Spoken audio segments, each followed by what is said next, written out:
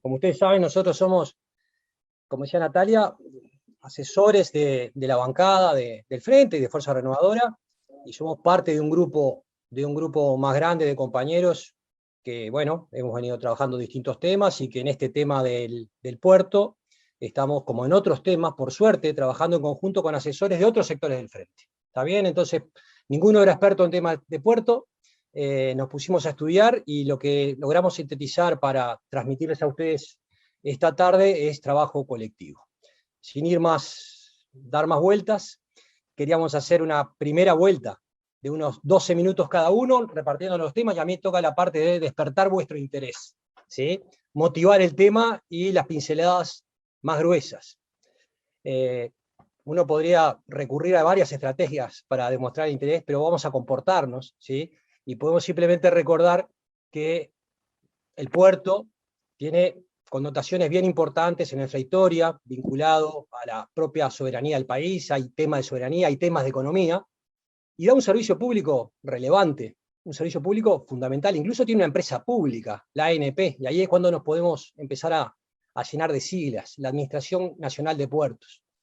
Sin embargo, los servicios públicos del puerto y la propia ANP son menos cotidianas en apariencia con otros servicios públicos. Por ejemplo, el agua, la luz, con sus respectivas empresas públicas, ¿sí?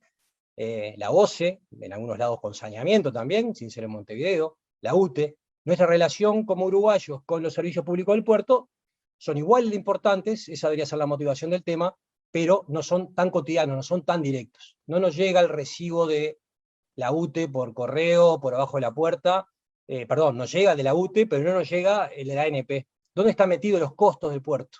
Están metidos en lo que pagan, dentro de lo que es los costos de logística total de transporte, nuestros exportadores, las empresas exportadoras, y los importadores. En el caso de las exportaciones, entonces es mucho más fácil vincularlo con la economía uruguaya. Si lo que pasa en el puerto va a repercutir sobre la capacidad uruguaya de competir en el exterior con nuestros productos, enseguida prendemos el chip, nos viene a la cabeza el Uruguay productivo, ya no se trata de la suerte de los exportadores, problema de ellos, ¿sí? Capaz que algunos tienen la suerte de acá ser de empresarios o empresarias exportadores uruguayos, pero muchísimos uruguayos trabajan en esas empresas, trabajan para empresas que trabajan en esas empresas, claramente está vinculado con la competitividad de nuestras exportaciones, el crecimiento de la economía uruguaya, el bienestar material de los uruguayos, el nivel de empleo, etc. Las importaciones, no solo, que también pasan por el puerto, no solamente los productos en sí importados y su precio, el impacto que tienen en el bolsillo de los uruguayos y las uruguayas, sino el componente importado que hay en otras cosas de industria nacional, e inclusive en las cosas que exportamos. Entonces, esto era para convencerlos que el servicio público del puerto, muy antiguo, muy vinculado en la historia, muy vinculado a la propia identidad de Uruguay como país, es tan cotidiano como la luz y el agua. Entonces, lo que pase ahí nos importa. ¿Tá? Eso debería haber repasado temas que seguramente todos ustedes sabían, pero para machacar en la importancia del tema. Por lo tanto, no solo no debería ser un tema de expertos, sino que no debería ser un problema de empresas. Se está presentando como que es un problema, una puja entre dos empresas donde el gobierno tomó partido por una de ellas. No es un problema de empresas, esto es a 60 años, es un problema de la eficiencia del puerto y lo que significa tener a exportadores e importadores cautivos, porque esa es la palabra, cautivos, de un único operador portuario de containers. ¿Qué tenemos hoy en el puerto? Hoy tenemos desde el año 90, más o menos, ustedes recordarán una paradoja del herrerismo, que ahora nos impone un monopolio, desmonopolizó el puerto en los 90. Y desde entonces opera más de una firma, entre ellas estos belgas, Caton Nati, por el cual el gobierno tomó partido, ¿sí? O se rindió sin dar pelea. Venía operando con su terminal de puertos, terminal portuaria, muelles, diques, playa de maniobras, y había otras firmas autorizadas, en particular una que opera, que se reparte el mercado más o menos en mitades, que es la firma Montecón. Desde hace años, la empresa belga, que le suena la sigla capaz TCP, Terminal Cuenca del Plata, que es la empresa por la cual opera, donde el Estado tiene una participación minoritaria en el paquete accionario, amenaza con un juicio. Básicamente se agravia de que tiene competencia cuando en realidad aspira, tiene pretensiones de haber sido monopólico. por la interpretación caprichosa de algún decreto que anda por ahí, se lleva por delante dos leyes bien claritas, por lo menos dos, que hablan de la libre competencia. No solamente está consagrada la libre competencia en el puerto, sino que se encarga a la ANP de velar por la libre competencia. La cosa es que en esa amenaza, sin fundamentos jurídicos sólidos y con una cifra demencial de pretensiones de demanda, de 1.500 millones, por momentos Heber habló de 1.700, todo como muy desprolijo en su tramitación. Con esa amenaza, con ese susto que venía hace años, algo cambió y el gobierno decidió darle la razón, porque no solo transó, sino que le dio la razón en el decreto, que terminó aprobando un nuevo reglamento para el funcionamiento del puerto, le renueva la concesión que ya tenía la empresa belga, pero lo hace a 60 años, y lo hace con un gran cambio cualitativo. Le asegura la preferencia en el movimiento de contenedores en el puerto de Montevideo. Esa preferencia en la práctica es el monopolio. Nuestros exportadores e importadores quedan cautivos de ahora al más de una única empresa para contratar sus servicios. No se trata de decir que el puerto era la perfección, pero si había problemas, nada lo va a solucionar un monopolio privado. ¿Por qué llegamos a esto? No lo sabemos exactamente, porque el juicio tenía débiles fundamentos, bajas chances de éxito y una cifra alocada, ¿sí? Sin proporciones con los números, esos 1.500 millones manejados con gran liviandad. El gobierno hace ese acuerdo, se esperan las explicaciones, no son satisfactorias, desfilan exportadores, otras firmas, nadie defiende, con muy poquitas excepciones, defiende la actitud del gobierno, y el gobierno lo presenta como que evita ese juicio, no presenta sus informes jurídicos ni económicos que validen esa posición, no hace mayores esfuerzos en dar transparencia o opiniones contundentes, y no solo dice, bueno, no había más remedio para evitar un juicio, sino que presenta esta solución como algo buena en sí mismo. Y es ahí donde estamos en una paradoja de la libre competencia y el pensamiento económico de gobiernos como los de este signo. Se presenta como bueno en sí mismo. Que se dice que el monopolio va a permitir a la firma concentrar actividad, esa actividad va a dar una ganancia de eficiencia, marean un poco con algunos argumentos económicos, economías de escala mínima eficiente, etc. Pero la idea es que si concentramos la actividad portuaria en las instalaciones de la empresa belga actual que ya opera, ahí va a permitir una ganancia de eficiencia que básicamente vamos a ganar todos. Eso no es correcto. Recording in progress. Eso no es correcto, esa afirmación tiene problemas, y sobre todo tiene el problema en que la capacidad en el puerto va a aumentar, o dicho de otra manera, eso vamos a dejar a Martín que se explaye en esa parte. Esas inversiones que ustedes escucharon hablar, que son contrapartida de esa eficiencia en teoría que el gobierno dice, o sea, no solamente evitamos un juicio, sino que estas inversiones que va a hacer esta firma y el monopolio va a permitir ganancia de eficiencia.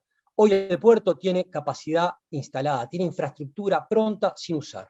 Tanto de la empresa belga, que tiene la mitad de su capacidad operativa disponible sin usar, como de la propia inversión pública. Muelles C y D, así llamados, de la ANP construido en estos años, que están prácticamente sin usar.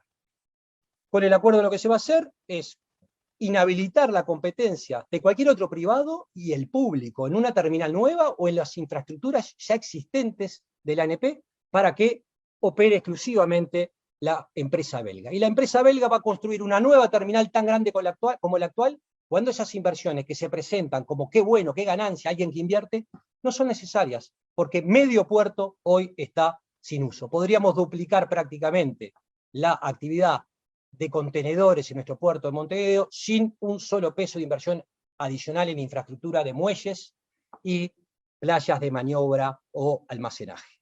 Entonces se caen todos los argumentos de darle para adelante o encontrar razones por las cuales esto tiene alguna conveniencia para el Uruguay. Un juicio sin fundamentos, muy débiles fundamentos, inversiones que no son necesarias y que solo benefician a la propia empresa. Y para colmo, y con esto termino mi parte introductoria, este monopolio, que es una calamidad para funcionamientos de mercado, va a ser un monopolio sin regulación. si los países no tienen más remedio que sufrir un monopolio privado, y muchos, cuando también tienen, por distintas razones, monopolios públicos, están regulados. Pero definitivamente un monopolio privado, es obvio, tiene que estar regulado. ¿Qué quiere decir? Tiene fuerte poder de mercado, sus clientes no pueden elegir a dónde ir, y por lo tanto el Estado le impone una fuerte regulación, básicamente de precio y de calidad. Pues la firma Catognati por 60 años tiene la salvaguarda de este monopolio, de que va a poder hacer en materia de precios, dado que no tiene competencia, fijar precios a su conveniencia y simple voluntad, porque la ANP se ata de manos en este acuerdo para poder decir nada adicional en materia de precios. Yo, Natalia, iría quedando por acá y seguimos como tenemos previsto.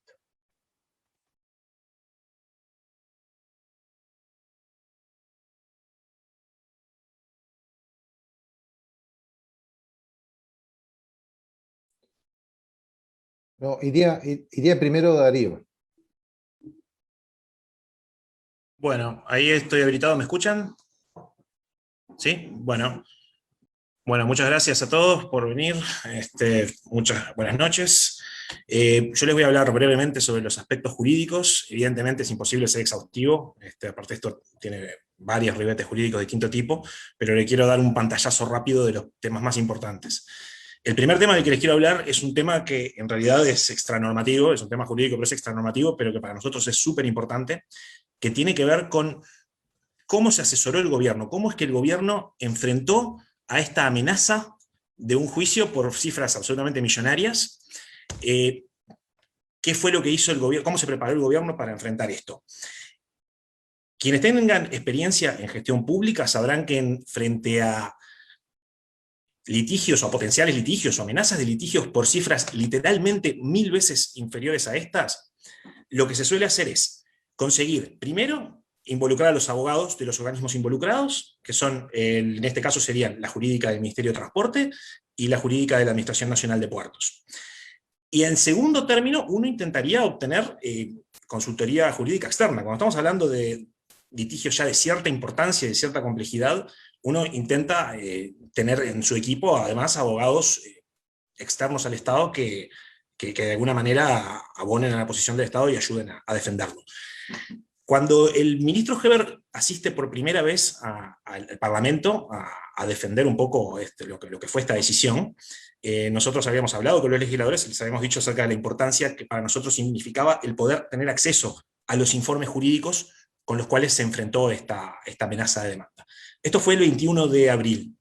En esa oportunidad, el ministro Heber dijo que tenían informes de prestigiosos juristas, de hecho dijo específicamente que había 4 informes de prestigiosos juristas, no aclaró quién los contrató, pero dice, los vamos a entregar todos, y son lapidarios.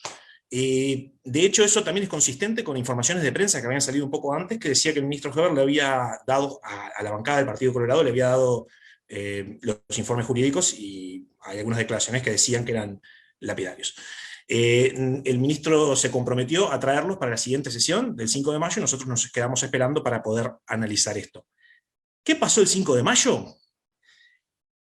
Ahí el ministro dice, no vamos a entregar los informes, tenemos que cuidar la posición del Estado frente a eventuales litigios futuros. Eso ya de por sí nos pareció bastante llamativo. Y en lugar de eso, lo que hizo el ministro fue presentarle a la comisión un informe que se lo atribuye al prosecretario de Presidencia, Rodrigo Ferrés, un informe que no está fechado, no está firmado, y además que como informe jurídico que resume la defensa del Estado frente a un litigio de esta importancia, la verdad es muy, pero muy pobre. Básicamente lo que hace el informe, que es más bien un punteo más que un informe exhaustivo, es reproducir algunos de los argumentos de los abogados de TCP y básicamente aceptarlos como propios. Frente a esto, nosotros lo que planteamos es, con esto nosotros no podemos hacernos una idea acerca de cómo se defendió el Estado frente a la amenaza del juicio. Entonces lo que hicieron nuestros legisladores fue un pedido de informes, donde específicamente pedimos un montón de información vinculada a la concesión, pero específicamente queremos ver los informes jurídicos de lo que nos hablaba el ministro Heber. Hasta acá ya el asunto ya venía un poco extraño. el 12 de mayo, la siguiente sesión a la que asiste el ministro Heber en el Parlamento, ahí dice que se lo malinterpretó. No hay informes. Dice, el único informe que tiene es el informe que nos había presentado del doctor Ferrés, prosecretario de Presidencia, y que se lo malinterpretó. Ellos habían consultado con abogados prestigiosos, dice, pero no tenemos informes de abogados prestigiosos. Eso desde nuestro punto de vista es inaudito. O sea, que el Estado no haya tenido patrocinio jurídico, ni siquiera de las propias jurídicas, de los organismos involucrados, frente a una amenaza de un juicio multimillonario, milmillonario de hecho, y que además involucra a la inserción internacional del país y a la estrategia de desarrollo del país hasta el año 2081, la verdad es algo que no podemos terminar de entender. Estamos todavía esperando la respuesta oficial. Lo que te estoy diciendo es lo que declaró el ministro en comisión, pero salvo que pase algo extraño, la respuesta oficial va a ser que no tuvimos ningún asesoramiento jurídico distinto del doctor Ferrés, que no es un experto en materia portuaria, y además es un funcionario del gobierno que de alguna manera está defendiendo la decisión que ya tomó su gobierno. Y fíjense qué otra cosa, el mismo día que el ministro Heber admite que no tiene, o dice no tener informes jurídicos, cambia además lo que es la estrategia de comunicación de las razones del acuerdo, porque hasta ese entonces había sido en la comunicación pública del gobierno bastante claro que hubo necesidad de entregar esta concesión en estos términos nuevos, monopólicos, por 60 años para evitar un litigio millonario. El día 12 de mayo, cuando se nos dice que no hay los tales informes que respaldaban la decisión del gobierno, que en realidad hubo una mala interpretación y que el gobierno no dijo que la concesión era para evitar el juicio, lo que él dice es que el juicio se saldó perdonándole deudas a la empresa, que también, entre otras cosas, el acuerdo perdona deudas, y que en realidad, como le decía Jorge hace un rato, la razón por la que se entrega la terminal hasta el año 2081 en régimen monopólico es porque eso es lo más beneficioso para el país, no porque fuera necesario para evitar el litigio. Esto para nosotros es sumamente sospechoso y es un tema sobre el cual vamos a seguir andando. Brevemente, para ir a lo que es la parte sustancial, ¿qué argumentaba la empresa? Los argumentos de la empresa giran en torno a dos ejes. Uno tiene que ver con un decreto del año 2008. Lo que dice por la posición de la empresa, y que nuestro gobierno aceptó de manera crítica hasta donde sabemos, porque no hay análisis independiente, lo que dice es que ese decreto sería, según ellos, contrario a la ley de puertos, por la manera en la cual permite hacer uso de los espacios públicos en el puerto, y que además en base a ese decreto se le dio a la competencia de Catonatí permisos precarios de 90 días renovados 48 veces, van a ver esas declaraciones en prensa, como dando a entender que existe algún tipo de irregularidad en esto. Nosotros no estamos de acuerdo con lo que dice la empresa y lo que dice ahora el gobierno, lamentablemente. De hecho, hasta es difícil terminar de entender cuál es exactamente la irregularidad que están argumentando. De hecho, el decreto del 2008 lo que hace es continuar con un sistema que ya existía desde el año 1993, haciendo pequeñas modificaciones técnicas que, desde nuestro punto de vista, no tienen ninguna trascendencia. Y por sobre todas las cosas, como ya les vengo diciendo, las únicas opiniones en cuanto a la ilegalidad de este decreto son de los abogados de TCP y del doctor Ferrés. Otro tema, este punto, si bien es un punto que ellos han hecho mucho hincapié, en realidad es un punto menor. Existe otro argumento que para nosotros es mucho más endeble desde el punto de vista jurídico, pero que tiene una trascendencia muy grande porque habría fundado el juicio y además es lo que funda las pretensiones de monopolio de la empresa. Este otro argumento refiere a un artículo de un decreto del año 1994 que, según dice la empresa, no habría sido aplicado de la manera que correspondía aplicarlo durante todos estos años. TCP, Catonatí y TCP existen desde el año 2001. En estos 20 años, ese decreto del año 1994 nos enteramos ahora, si hubiera sido aplicado de la manera que debió ser aplicado, el ordenamiento dentro del puerto hubiera llevado al monopolio de Catonatí, que ellos sostienen que se les debió haber reconocido desde un principio. Para nosotros es insólito que se traiga a colación un artículo de un decreto que había sido aplicado de otra manera, pacíficamente, durante más de 20 años, y que además la empresa haya esperado 20 años para reclamar que se aplique de la manera que ellos dicen que se tiene que aplicar. En estos 20 años lo único que hay es una consulta que ellos le hacen a la Administración Nacional de Puertos en el año 2016 sobre este punto. No hubo ningún intento de litigar en base a esto durante todos estos años.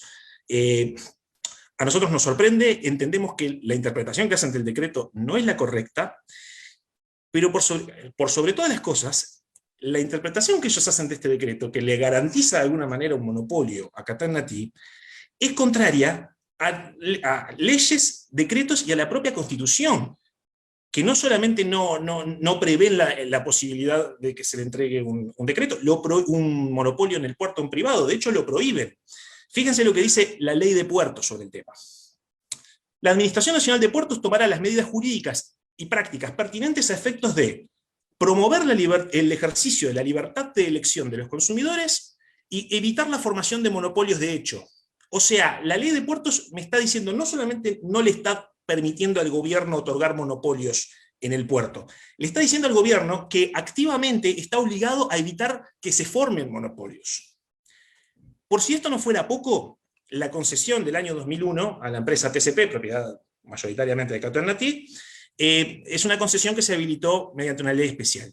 ¿Qué dice la ley que habilitó la concesión de la terminal? Dice: no se comprometerá restricciones para operar en otros sectores del puerto de Montevideo. Esos otros sectores del puerto de Montevideo son donde opera la empresa Montecón, principalmente, pero podrían operar otras, compitiendo con Qatar Naty. Y la ley específicamente dice: cuando se otorgue esta concesión, no se comprometerán restricciones para operar en otros sectores del puerto de Montevideo. Y si esto no fuera lo suficientemente claro, el propio decreto reglamentario de esta ley, que además es el texto del contrato que firmó la empresa en su momento, que firmó Qatar Naty TCP por la concesión, fíjense lo que dice este decreto y el contrato. La terminal prestará servicios en condiciones de libre competencia con otros operadores que actúen en otros muelles del puerto de Montevideo. Prestará servicios en condiciones de libre competencia con otros operadores en otros muelles del puerto. O sea, yo no sé cómo esto podría ser más claro. Qatar Naty no puede argumentar que entró a la concesión pensando que iba a tener el monopolio. Firmó un contrato que específicamente dice que no va a tener el monopolio. Esta redacción que les acabo de leer acaba de ser eliminada. El acuerdo que firmó el gobierno elimina esta redacción. Ahora, lo que no hace el gobierno es eliminar la redacción de la ley de la concesión y de la ley de puertos, porque evidentemente estás por fuera de los poderes del Poder Ejecutivo hacer eso. Así que el marco legal que tenemos hoy definitivamente no, o sea, obliga a que haya libre competencia, no permite que se le entregue el negocio de los contenedores en régimen de monopolio a ninguna empresa.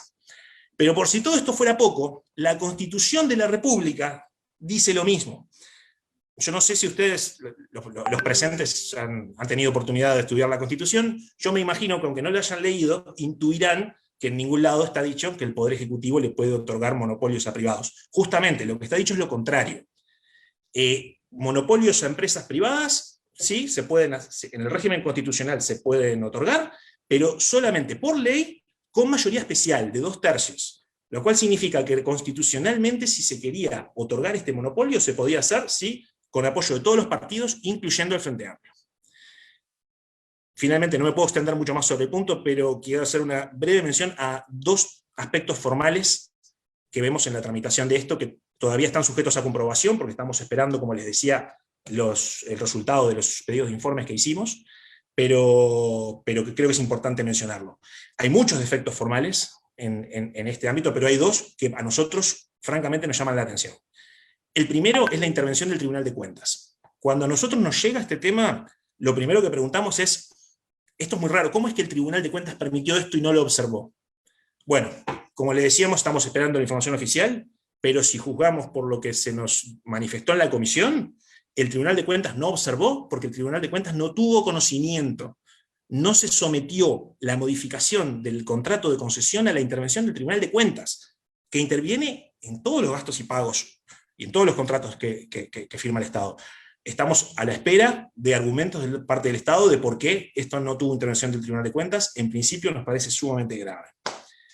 Otro defecto formal, que es mucho más grave de lo que parece.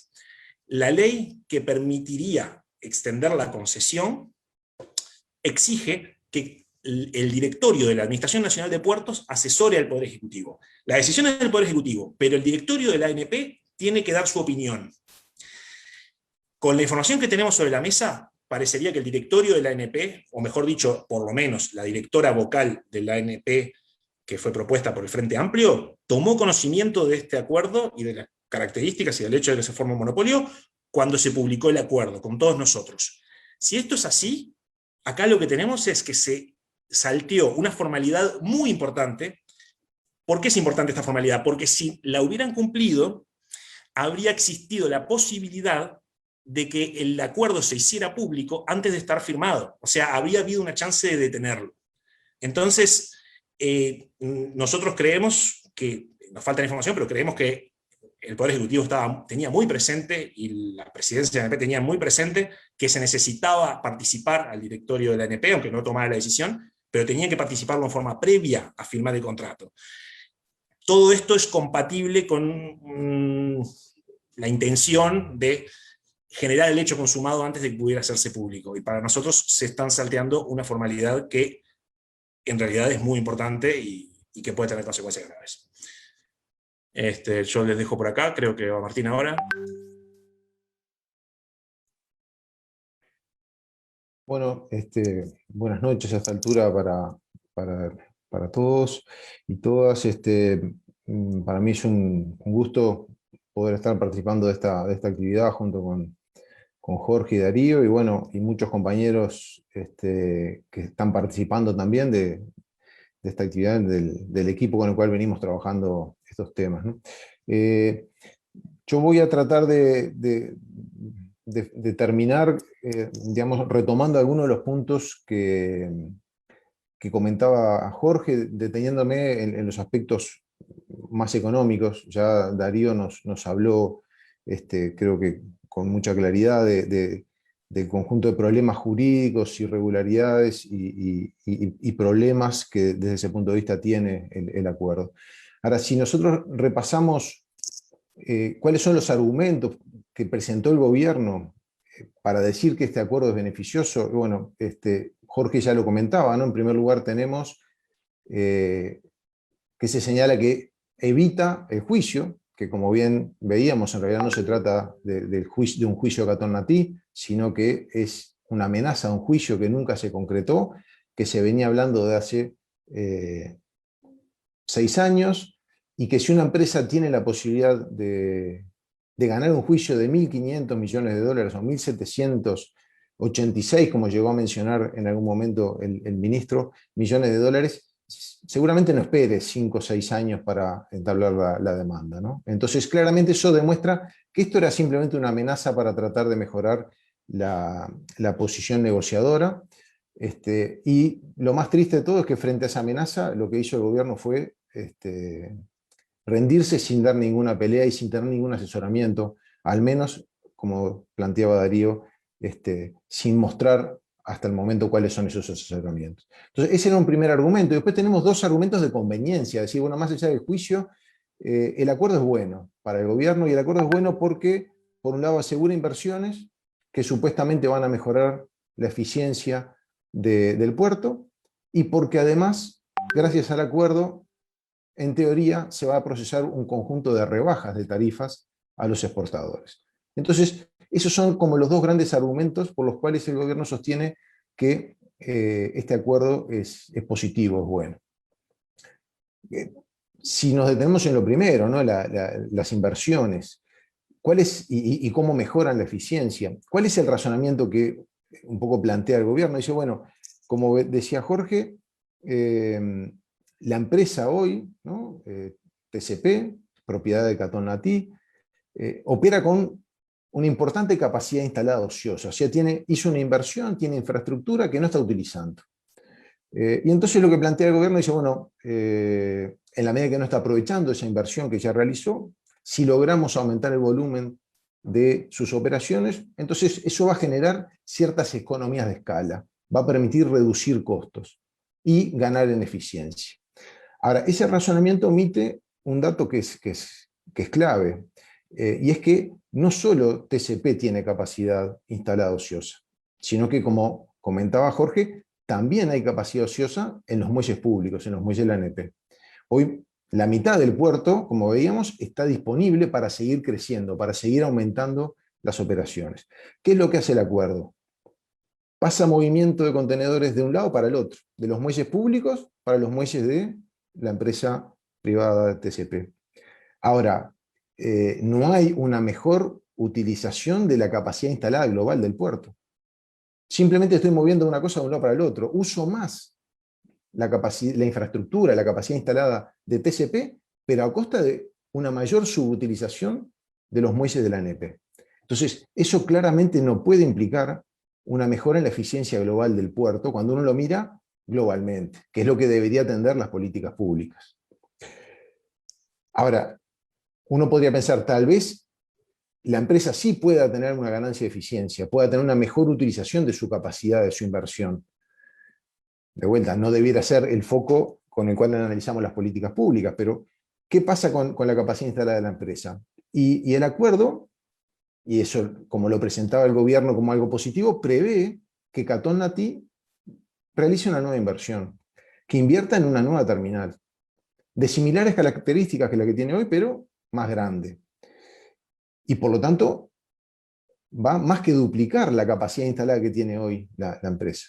Entonces, como más o menos hoy se reparte en el mercado mitad y mitad, si pasamos la mitad de los contenedores que no mueve TCP para TCP, pero al mismo tiempo duplica la capacidad que tiene, porque va a invertir en una terminal, tampoco la empresa va a lograr una mejor utilización de su capacidad. No hay tampoco una ganancia de eficiencia en la propia empresa. A mediano plazo no se requeriría una nueva terminal, una nueva inversión. El Estado ya hizo una inversión muy importante, como señalaba Jorge. Entonces, ¿qué nos deja esta inversión que se nos presenta como algo muy positivo? Nos va a dejar un puerto con más infraestructura ociosa, con más infraestructura sin utilizar. Y no va a significar ninguna mejora tecnológica. Es lo mismo, es la misma tecnología que la que tenemos hoy disponible en las terminales públicas, en los muelles públicos o en la terminal de TCP.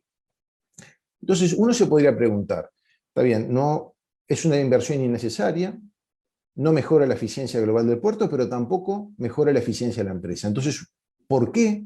Uno se podría preguntar, ¿por qué la empresa va a tener incentivos a hacer esta inversión? Y esto es un tema que en economía estudiamos bastante, y es un comportamiento típico de las empresas que tienen poder de mercado. Y en este caso, tenemos una empresa que tiene poder de mercado llevado al extremo, porque es el monopolio, el poder de mercado absoluto, es la única empresa. ¿Y por qué? Bueno, porque en la medida que yo invierto en exceso, eso opera como una barrera para que puedan entrar otros competidores. Porque un competidor, cuando va a tratar de evaluar si se mete en el mercado o no, ve toda la capacidad instalada que hay sin utilizar, y entonces eso desestimula la posibilidad de hacer una inversión, digamos, que implica un costo hundido muy importante, ¿no? Porque la actividad del puerto se caracteriza por requerir grandes inversiones. Ahora, ese comportamiento típico, racional, de las empresas con poder de mercado, en realidad se ve reforzado por el propio acuerdo, que le da más racionalidad todavía a esta decisión de la empresa de hacer una inversión innecesaria, una inversión en exceso. ¿Por qué? Bueno, porque el acuerdo prevé que solo se va a poder admitir competencia, o sea, el ingreso de nuevos operadores, luego de que TCP utilice durante 2 años consecutivos más del 85% de su infraestructura, de su capacidad instalada. Y por lo tanto queda claro que invertir en exceso, tener abundante capacidad instalada, es una decisión muy racional para la empresa porque le asegura el monopolio que el acuerdo le está otorgando. Yo tengo capacidad en exceso, no la uso, y como no la uso, en el acuerdo está previsto que en tanto no la uso, no pueden ingresar nuevos competidores. Entonces, cierra perfecto una estrategia en la cual le otorgo el monopolio, acuerdo una inversión que no es necesaria, pero que al mismo tiempo le asegura ese monopolio a la propia empresa. Y el último punto que se presenta como beneficioso por parte del gobierno es la rebaja de tarifas para los exportadores. Y algunos comentarios al respecto. Es cierto que el acuerdo incluye algunas rebajas para alguna de las tarifas que TCP le cobra hoy a los exportadores. Rebajas que al final tienen, digamos, resultados diferentes según el tipo de contenedor, según los días de estadía, los días en que el contenedor permanezca en el puerto. O sea, el esquema tarifario es muy complejo y se van rebajando componentes. Ahora, hay un estudio que contrató la propia firma, Caton Lati, la belga, la empresa belga Caton Lati, el que le encargó el estudio a una consultora independiente, a CPA Ferrer. Y si nosotros tomamos en cuenta las estimaciones que hizo la propia consultora, lo que muestran es que esas rebajas de tarifas, que son diferentes en función del tipo de contenedor y los días en los cuales permanezca el contenedor, como máximo va a llevar las tarifas que va a cobrar TCP al final de este proceso, porque es en varias etapas la rebaja, a un 13,9% por debajo de lo que cobra actualmente la competencia. En algunos casos, a los exportadores, en algunos casos. En otros, las tarifas se mantienen un 30% por encima de lo que hoy está cobrando la competencia, lo que está cobrando Montecón. Entonces, claramente esto deja en evidencia que la rebaja de tarifas que se promete es parcial, porque aplica solo a los exportadores. Es parcial porque no en todos los casos significa una rebaja respecto a lo que hoy cobra la competencia. Y al mismo tiempo es muy frágil. Es fácil de perforar. ¿Y por qué? Bueno, primero, porque el acuerdo libera tarifas que ahora se le cobra a los buques. O sea, que no se le cobra directamente a exportadores e importadores, sino a los buques. Pero que los buques después se lo cobran a exportadores e importadores. Hace parte del costo global, costo final global total del flete. Entonces, hasta ahora había un conjunto de tarifas que estaban topeadas. ¿Qué hace el acuerdo del gobierno con Caton Lati? Las libera. Y le permite a Caton Lati cobrar el precio que entienda conveniente. Y por lo tanto, si decide aumentarlos, y bueno, fácilmente las navieras van a trasladar ese mayor costo a exportadores e importadores, y ese va a ser un mecanismo, o potencialmente puede llegar a ser un mecanismo, por el cual se estén revirtiendo esas rebajas que veíamos que eran parciales. Pero además, el acuerdo habilita a que TCP pueda crear nuevos ítems, nuevos conceptos tarifarios, digamos, que empiece a cobrar por cosas nuevas, sin necesidad de contar con la autorización previa de la ANP, como era hasta ahora. Entonces, ese es otro mecanismo por el cual se puede perforar esta rebaja de tarifa, porque yo rebajo una tarifa por acá y empiezo a cobrar otra cosa por allá. Entonces, para los exportadores, lo que se nos presenta como un gran beneficio, cuando uno lo empieza a analizar un poco más en detalle, no parece ser tan buen negocio. Pero mucho peor es la situación de los importadores, porque para los importadores no está prevista ninguna rebaja de tarifas en el acuerdo. Y van a quedar cautivos de un único operador. Operador que, según las estimaciones que comentaba del trabajo de CPA Ferrer para Caton Lati, hoy está cobrando tarifas que son sustancialmente mayores a los que cobra la competencia Montecón, que en algunos casos llega a ser del 85% mayor los precios que cobra respecto a la competencia. Entonces, un importador que hasta ahora podía elegir con qué terminal trabajaba, hoy va a quedar cautivo de un único operador que más cobra precios que son sustancialmente mayores. Y finalmente, cuando analizamos las cuestiones de tarifas, y esto lo adelantaba Jorge, existe consenso en economía de que si no tenemos más remedio de tener un monopolio, y acá quedó claro que no, ese no era el caso, porque ya teníamos dos empresas, no teníamos un monopolio, el monopolio se está constituyendo, pero si no tuviéramos más remedio de que exista un monopolio, la recomendación básica es contar con adecuados mecanismos de regulación, en particular de precios. ¿Para qué? Para evitar el abuso de la empresa monopólica. Y acá el acuerdo va en la dirección exactamente opuesta. ¿Por qué? Bueno, porque limita totalmente la posibilidad que tiene ANP a futuro de regular precios. En algunos casos fija el valor de las tarifas por 60 años, y la fija en el acuerdo, y por lo tanto cualquier modificación va a requerir sentarse a negociar con la empresa y ponerse de acuerdo con la empresa. Imaginémonos que en 60 años algún cambio tecnológico, alguna innovación va a existir, y por lo tanto los costos de los servicios van a bajar sin ninguna duda. Pensemos cómo era la actividad portuaria hace 40 años, imaginémonos cómo va a ser la actividad portuaria dentro de 20, 30, 40 años. Y acá estamos hablando de 60. Entonces, las tarifas que están fijas, hay que sentarse a negociar con la empresa para poder bajarlas. Pero además hay un montón de tarifas que quedan libres y que la empresa las va a poder fijar sin ninguna restricción. Y eso está escrito en el propio acuerdo. Y por lo tanto, el Estado, la ANP, se ata de manos y no va a poder realizar ninguna regulación de precios. O sea, la antítesis de la recomendación básica en materia de regulación de monopolios que en economía es algo que, digamos, prácticamente yo me animaría a decir que todo el mundo lo plantea como la recomendación básica mínima para hacer frente a un monopolio.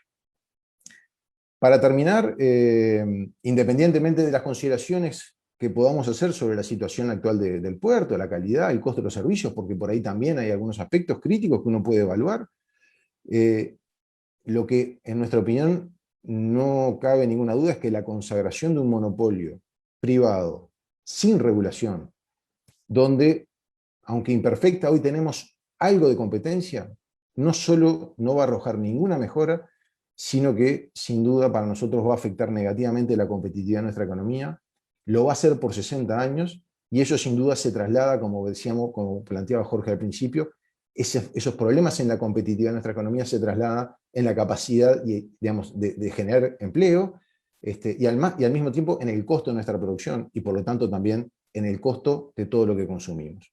La producción nacional tiene componentes importados, sea por los bienes de capital, por los insumos, en general siempre algún componente importado, directo o indirecto. Y por lo tanto, si encarecemos la actividad del puerto, vamos a encarecer toda nuestra producción. Eso lo vamos a sufrir como consumidores, pero también lo vamos a sufrir en cuanto a la capacidad de competir de nuestro aparato productivo. Así que, lamentablemente, para nosotros no son para nada buenas noticias, es algo grave, y que se ha hecho además con niveles de desprolijidad y apuro que realmente sorprende cuando está en juego tantos años del funcionamiento de un servicio básico como es el puerto. Bueno, yo me quedo por aquí y les agradezco a todos, y no sé, Natalia, seguimos. Bueno, seguimos. Les cuento, la idea es seguir con una ronda de preguntas hasta las 21. También nos pueden hacer preguntas por Facebook, la gente que lo está mirando a través de Facebook. Les voy a comentar las preguntas que ya surgieron en el chat acá de Zoom. Una que se repite con distintas formulaciones es cuáles son las posibilidades de revertirlo, qué se puede hacer, si se puede hacer una acción de inconstitucionalidad. Después, bueno, eso se repite con distintas formulaciones muchas veces. Después preguntan, dice, ¿no hay transcripción de lo hablado en la comisión? Yo leí, creo que Gabriel Papa decía sí, que estaban las versiones taquigráficas en la web del Parlamento, pero bueno, no sé, tal vez. Otra pregunta que hacen es, ¿hay plan de negocios de TCP para incrementar su capacidad y eficiencia? Preguntan por ahí también, ¿podría transformarse en un puerto regional más importante con el incremento de la capacidad? ¿Qué hace pensar que la operativa del puerto aumente en el mediano plazo? ¿Hay dragado que acompañe esta ampliación del área? Y la última que estaba en el chat decía, ¿qué aporta de sí a la movilidad y crecimiento de la actividad portuaria y al país el contar con TCP y por qué interviene el Estado en una competencia entre empresas privadas y para qué? Montecom y quien más se vea perjudicada, ¿no va a actuar legalmente? Hasta ahí las preguntas que estaban. A ver, sugiero que respondan primero este conjunto de preguntas y después le habilitamos la palabra a quienes levantaron la mano. Si les parece bien, compañeras, compañeros, dejamos la más difícil, la de revertir qué hacer para el final, cerrar un poco con eso y pensarlo, porque tiene una parte jurídica y una parte política, ¿está bien? Que es la más compleja. Por más allá que mis compañeros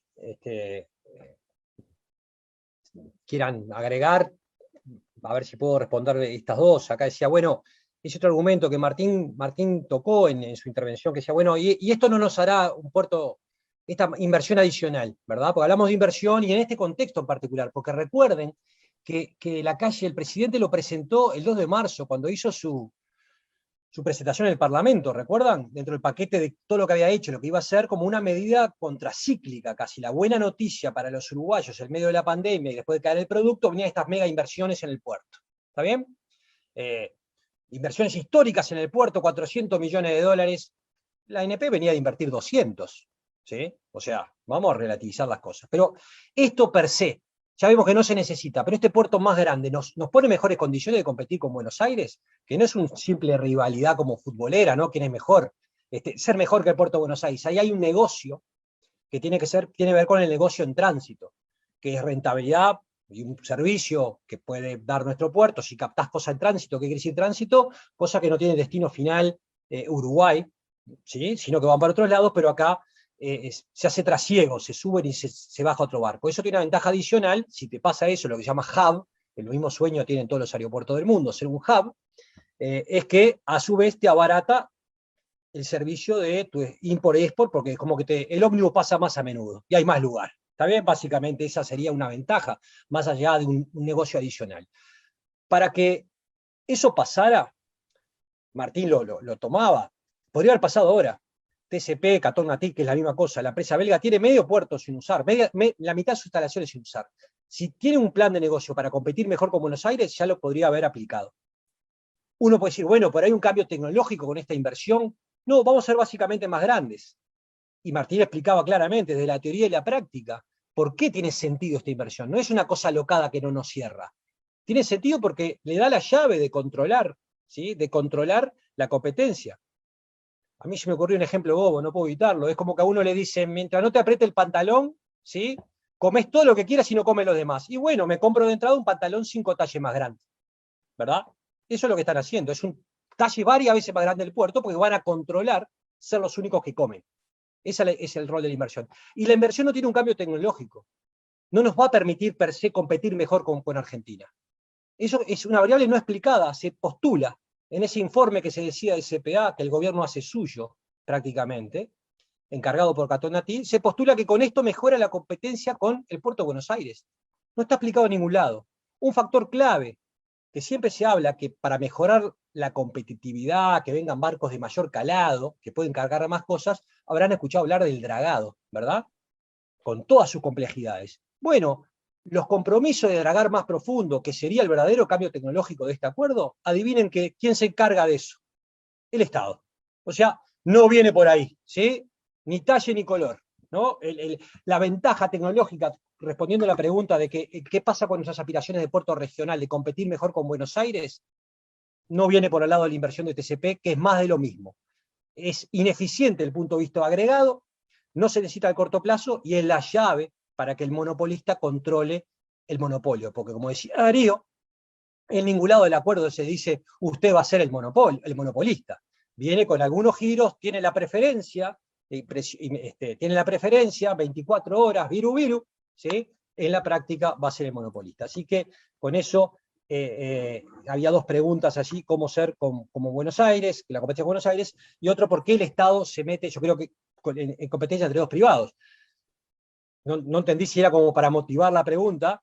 Esto no es un problema de competencia entre dos privados, ¿sí? Ni se trata solo de privados, ni necesariamente son dos. Estamos hablando de 60 años, podrían venir otros competidores, podría competir la ANP, y lo que pase en el puerto, ¿sí? Lo que pase en el puerto tiene que ver con la economía uruguaya toda. Esa es parte de lo que quisimos al principio fundamentar. Pero seguramente hay más preguntas y mis compañeros querrían complementar o hacerse cargo de algunas otras preguntas, y tenemos la sellada para el final, y yo sé que Darío y Martín están pensando qué decimos con esa de qué hacemos con esto. Yo un comentario adicional, había una pregunta que refería a por qué intervenía el Estado, digamos, cuando es un negocio de empresas privadas, y en realidad, digamos, aquí de lo que se trata, como comentaba Jorge al principio, es de un servicio público, y un servicio público que tiene características especiales y que, como decíamos, hace necesario que exista una autoridad que regule el funcionamiento de ese servicio público. Pero una cosa que a raíz de eso digamos, me acordé que me había olvidado de comentar, que va también en la dirección contraria a por qué se hace un monopolio acá. Tiene que ver con el hecho de que, como decíamos, la inversión, la nueva inversión que va a hacer Catón Natí, que se compromete en el acuerdo a hacer Catón Natí, implica hacer una nueva terminal, ¿no? Como decíamos, un poquito más grande que la que tienen actualmente. Ahora, la pregunta que uno debería hacerse es, si vamos a hacer una nueva terminal, y ahí sí hay un rol activo que le corresponde al Estado, y por eso lo vinculo con la pregunta que uno podría hacerse es, ¿por qué no se hace un llamado internacional, una subasta, una licitación internacional para explotar esa nueva terminal y mejorar la competencia? Porque acá, cuando hablamos de economía de escala, y acá nos metemos de repente en alguna cuestión técnica, pero que yo creo que es fácil de entender por todos, cuando decimos economía de escala es, bueno, yo tengo un muelle, tengo una playa de contenedores.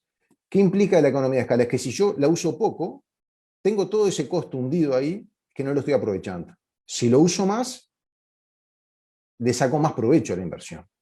Y hasta ahí opera eso que se llama en economía las economías de escala. Ahora, cuando lo que yo estoy haciendo es una terminal nueva, no hay razón de economía de escala, son dos cosas separadas, dos cosas independientes. Y no hay razones de eficiencia tampoco en que esté hecho por el mismo operador.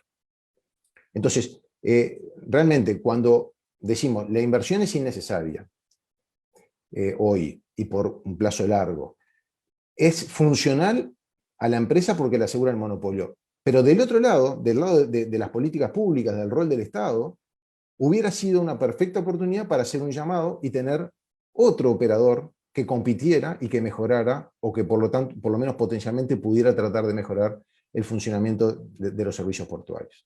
Entonces, digamos, no cierra por ese lado tampoco. Jorge ya habló del tema del dragado, que era una pregunta que estaba por allí, y había también alguna pregunta sobre una potencial reclamación de Motecón, que se lo podemos dejar a Darío. Yo creo que más o menos, alguien preguntaba por la opinión de la Unión de Exportadores, que estuve revisando un poco las preguntas. En realidad, por el Parlamento, por la Comisión de Transporte del Senado, ha pasado el gobierno, las autoridades, el exministro Heber, pero también pasó los actores que operan en el puerto, la Unión de Exportadores y también las navieras y las empresas digamos, marítimas que operan en el puerto. En el caso de la Unión de Exportadores se manifestó preocupación, ¿no? Y poco más que se rogó al gobierno la necesidad de que buscara alternativas para bajar las tarifas, porque la preocupación que ven es que aquí la rebaja de tarifas prometida tiene problemas. En el caso de las navieras, allí, digamos, y las empresas marítimas en general, la posición prácticamente unánime fue muy, muy crítica respecto al acuerdo, de preocupación respecto a las consecuencias que el acuerdo tendría. Y alguien en la pregunta señalaba también, digamos, porque como que había una movilización empresarial tardía, ¿no?, ante un tema tan importante. Y tenemos que tener presente que esto tuvo dos instancias de conocimiento de información pública. Una fue, como decía Jorge, el 2 de marzo, cuando el presidente anuncia la inversión.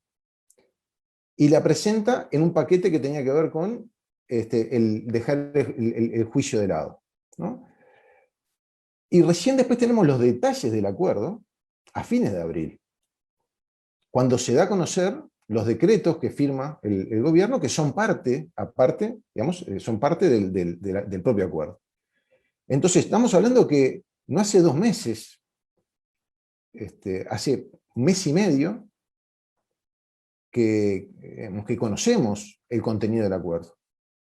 Y esto fue una cosa que se procesó muy rápido y con una ausencia de transparencia absoluta para la magnitud de lo que está en juego, ¿no? Entonces, como que es un tema que recién ahora está empezando a tomar digamos, notoriedad, conocimiento público, con la particularidad, y eso lo dejamos para la pregunta esa final, de que tomamos conocimiento del tema cuando ya está firmado, ¿no? Yo una anécdota cortita que creo que ilustra, ¿sí? Que ilustra un poco, que Gabriel Papa, que está por ahí, nos hacía notar de mañana, es un tipo muy lector, y de mañana ya en el grupo WhatsApp que tenemos circula información, que no lo puedes mirar de noche porque quedas enganchado. Resulta que estas navieras que contaba Martín, las actas son públicas y son muy elocuentes, realmente son muy elocuentes. Si no fuera tema tan grave se le podía poner humor, pero se le puede poner un poco de humor igual. Todas las navieras menos una eran durísimas y claro, y son jerarcas de empresas preocupados en Uruguay de quedarse sin trabajo incluso, me imagino, ¿verdad? Porque hay un monopolio, cambia la regla de juego. No solamente están hablando por los destinos del país, ¿está bien? Están hablando de su interés. Bueno, pues, como entre otras tantas, un gerente que fue el que habló frente a los senadores, allí tenemos 3 compañeros del frente en la Comisión de Transporte en el Senado, que de ahí son las actas, está Mario, está Charles Carrera y Bonomi. Bueno, en las actas hay uno que también se despacha con toda la preocupación, un monopolio, incertidumbre, no sabemos qué va a pasar, Bueno, al otro día, está en el país de hoy, hay una disculpa de sus patrones, ¿sí? El directorio de la empresa, a Catón Natí por las expresiones vertidas por el gerente, ¿sí? Todo el mundo se está cuidando, ¿correcto? Porque no sabemos cómo va a terminar, pero esto puede ser los dueños del puerto. Entonces, ahí hay una buena ilustración, ¿sí? Un buen ejemplo de la cautela con la que se mueven todos. El planteo de la Unión de Exportadores también es muy cauto y desesperado, casi ingenuo. Estamos haciendo gestiones, dicen, con la esperanza de que se vote una ley o un anexo al acuerdo, un anexo que me dé rebaja de tarifas. Eso era materia, era la carne de la cuestión a regular, no puede venir después. ¿Está bien? Era una nota nomás que pinta un poco el panorama. Si les parece, respondo un par de preguntas. No sé si querías decir algo vos, Martín. No. Tenemos preguntas sobre el tema de la inconstitucionalidad. Técnicamente, el procedimiento de acción de inconstitucionalidad es cuando hay una ley inconstitucional. En este caso, lo que sería inconstitucional, o sea, el acuerdo está firmado, es un acuerdo entre el Estado y una empresa, firmado sin las potestades correspondientes, a nuestro entender, por el Poder Ejecutivo. Por ese lado no iría la acción de inconstitucionalidad, pero puede haber otro tipo de irregularidades. Y lo que hay son decretos que el Estado, que el Poder Ejecutivo emitió, que a nuestro entender son claramente contrarios a la Constitución.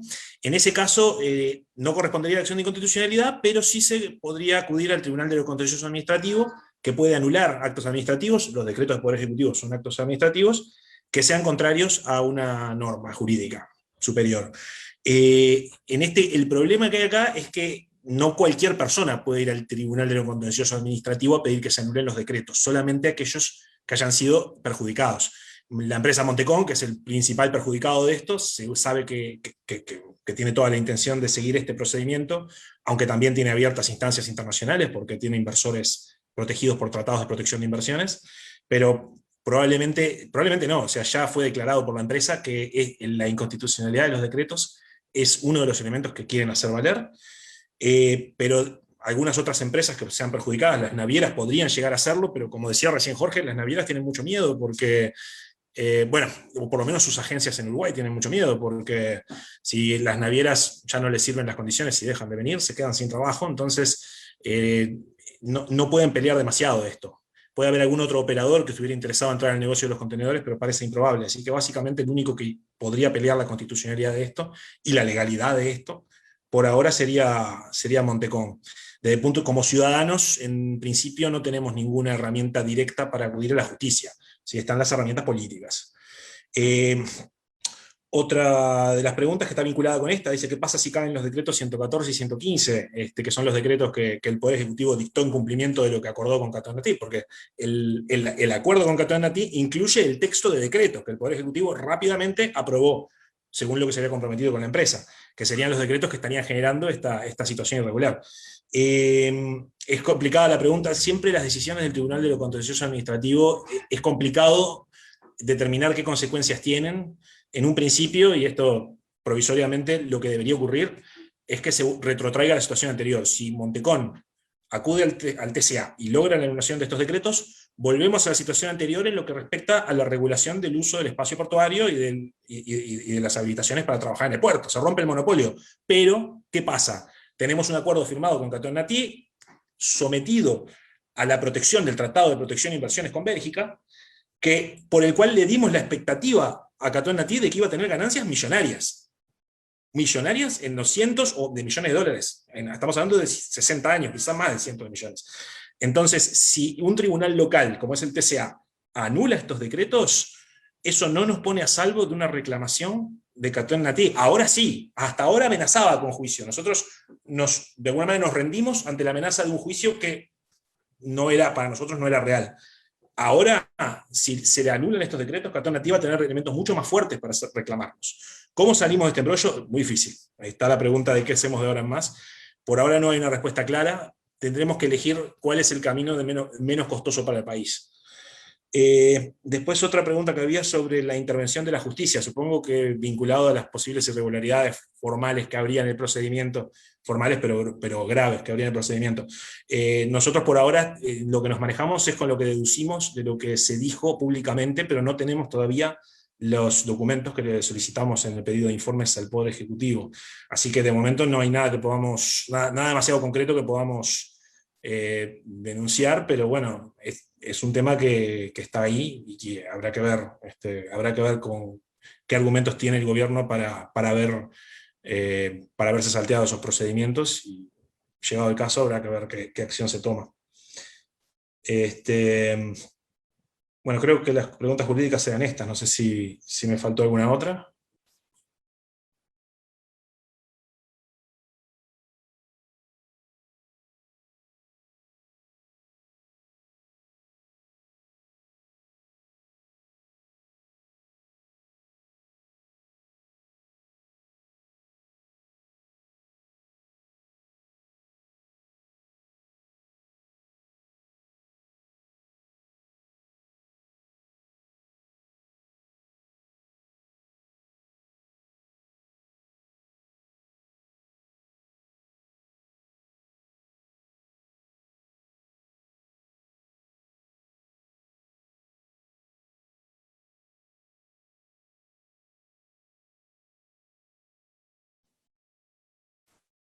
Buenas.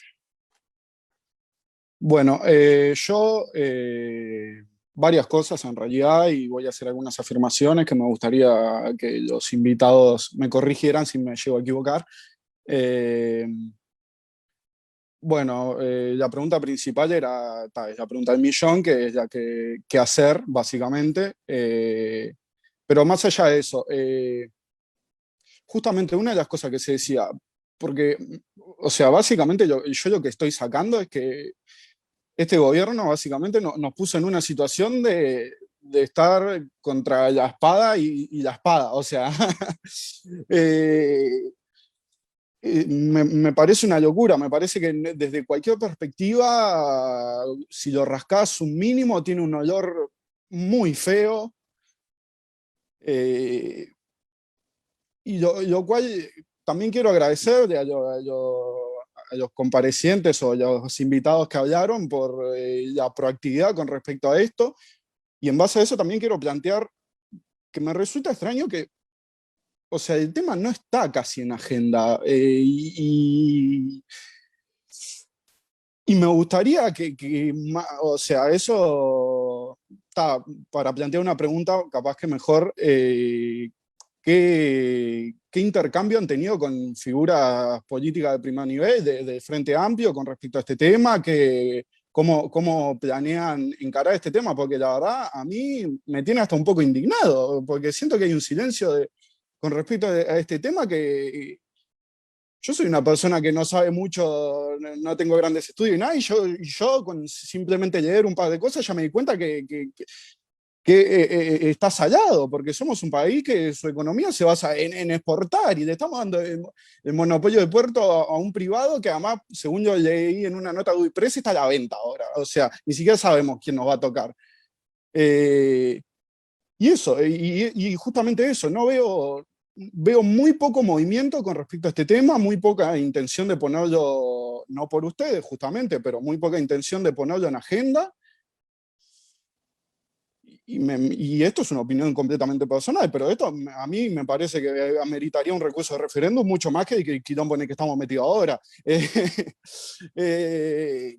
No sé, plantear esas dudas y eso, y además el hecho de que, o sea, tengo entendido que hay ilegalidad en este asunto en muchos temas, porque se viola la ley de puertos al entregar el monopolio, y a la vez quedamos expuestos ante Montecón por firmar ese decreto, por entregar ese monopolio. O sea, es como que por donde lo mires, metete la inversión de 400 millones, no quiero ser grosero, pero bueno, eso.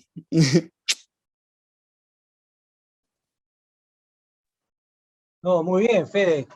Con intervenciones como tuyas es imposible que la audiencia se aburra. Cortito antes, haya lo de UPM, y recuerden, esto es el monopolio de movimiento de contenedores, que es una parte muy importante del movimiento de mercaderías, y hay otros puertos, o inclusive el puerto de Montevideo, que otra forma de salir o entrada de mercadería tiene otras formas, ¿sí? A granel, ¿sí? Rolos, no sé, el petróleo no pasa por ahí, ¿sí? Entonces UPM tiene su puerto propio donde sale la pulpa de celulosa, y no tiene que ver con esto, pero cada vez más son los distintos tipos de mercancías que se contenerizan, dicen los técnicos. Ni Darío, ni Martín, ni yo, ni Viviana, ni Gabriel, ni Mijael, ni otros compañeros que trabajaron en el tema éramos expertos en el puerto, ni somos. Queremos transmitir que esto es relativamente sencillo, son las actas, ¿sí? Son principios básicos de algunas disciplinas. Para los temas jurídicos, y bueno, ¿qué querés que te diga? Hay un par de decretos con interpretaciones caprichosas y 2 leyes clarísimas, ¿sí? Así cualquiera puede ser experto. Además, Darío sabe mucho, y Viviana también, ¿sí? Pero no es la típica cosa, uno dice, bueno, esto es muy difícil, pero yo voy a ver si con mis artes de explicación te lo logro decir. Y creo que ahora ya nivelamos el nivel de conocimiento del tema del puerto. O sea, UPM no pasa por esto, cargas como la UPM no pasan por esto. Y la pregunta que queda, bueno, ¿en qué estamos? ¿Sí? Y nosotros somos militantes políticos también, ¿sí? Tenemos la suerte de poder mezclar nuestras profesiones con nuestra militancia, tenemos ese gran privilegio que nos da la situación, ¿sí? Pero hacemos nuestro trabajo técnico y además somos militantes políticos. Acá en esta etapa, estas primeras salidas tímidas que habrán visto de compañeros, algunas columnas de legisladores, algún reportaje, salidas que tuvimos con Martín, en algún medio que conseguimos, con la excusa de ir más por el lado de profesores de facultad para rebatir lo que la profesión callaba, ¿sí? Ustedes habrán visto que Catón Natí tiene publicidad insólita, porque si te convencen por la tele Catón Natí, no tenés nada para ir a comprar de Catón Natí, ¿no? ¿Han visto? Levante la mano el que vio publicidad de Catón Natí que nunca había visto antes. Es insólito, porque ¿por qué me hace propaganda? Me convenciste, ¿qué hago? Me convierto en exportador, me da una gana loca de exportador, eso sí, en contenedores quiero exportar, porque sé que es el servicio que venden ustedes los belgas. ¿Está bien? No, hace al contexto, y hay separatas en medios de medios de prensa, enteras por el puerto, de Catón Natí, los informativos, y bueno, es la libertad, ¿sí? La libertad que se ejerce comercial en este país, que no vamos a tener en el puerto. Entonces, ¿qué estamos haciendo en el frente? Esto es un trabajo coordinado. Nosotros empezamos a avanzar ante el silencio de la profesión sobre afirmaciones temerarias, ¿sí? Y equivocadas, que abonaban algunas conclusiones, que esto es insólito en la profesión de economía, que alguien pueda decir que un monopolio sin regular es una ganancia de eficiencia. O sea, es un disparate, ¿sí? No resiste una introducción básica de economía, no es la discusión técnica elevada o complicada. Entonces, dentro del silencio de la profesión, bueno, con Martín aprovechando, ¿sí? que tenemos algunas heridas de combates antiguos, que con la prensa más o menos algunos te conoce, te pueden conocer, y bueno, escribimos un trabajito medio técnico, y con eso logramos 2 o 3 medios de comunicación. Pero el partido se juega en nuestros compañeros en el frente, ¿sí? El Mario, que por suerte está en la comisión de transporte, que está trabajando en conjunto con el Bicho y con Charles Carrera, nosotros estamos trabajando con asesores de ellos, y desde ahí hay una estrategia que se irá, ¿sí? desarrollando, donde había que tener cautela. En cautela, entre otras cosas, porque uno lo primero que duda es, ¿dónde está esto? ¿Cuál es el argumento jurídico, los estudios económicos? ¿Qué me estoy perdiendo porque este puzzle no cierra? Y para eso necesario era ver el acuerdo, estudiarlo, ver los informes jurídicos, que nunca llegaron. ¿Sí? Lo tengo por acá. Son 9 carillas. 9 carillas. ¿Sí? Si estuvieran impresas en doble faz, no llega a 5 hojas. ¿Tá? O 5 hojas exactas. ¿Sí? 9 carillas, A4 es la fundamentación jurídica que se hizo pública. ¿Está bien? Donde tenemos argumentos de Durán Martínez o Martínez Durán, no sé, con los apellidos compuestos me confundo. ¿Está bien? Que me disculpen. ¿Sí? Que es el abogado de la propia empresa, que es el único que públicamente salió a defender desde el punto de vista de derecho portuario, y que contradice, ¿sí? Con afirmaciones que hacía el profesor años atrás. Correcto, entonces desde la economía, por encargo, un trabajo que siembra dudas de que se puedan abonar conclusiones que deficiencia es una ganancia. Desde el derecho se levantan voces que hablan que esto está mal, insospechadas, ¿sí? de imparciales, de derecho portuario, y la cosa, ¿sí? Para la inquietud de Federico, que está preocupado que hay pasividad, no hay pasividad. ¿Sí? Lo que hay es no apresurarnos, porque que parece que se apresuró fue el gobierno. ¿Está bien? Entonces la pelota está ahora, y uno ve bien claro el rol cuando decimos la oposición, tiene un rol de contralor también. Que a veces parece poca cosa, bueno, pero allí está contralor, está nuestra compañera del directorio de la ANP, habrán visto el video, Alejandra Koch, salió a explicar cristalinamente todos y cada uno de los componentes de este acuerdo, ¿sí? De lo perjudicial que es con nivel de detalle. Y en el Parlamento están pasando las navieras, las empresas, ¿sí? Y uno sigue esperando que el gobierno haga su caso. Completado el tránsito de esto, nuestros legisladores y el Frente van a ir escalando las medidas, pero pertrechándonos bien con todos los instrumentos. Entonces, no es que uno se tome 60 años para actuar, ¿está bien? Pero no hay pasividad, lo que estamos haciendo es pertrechándonos para jugar bien.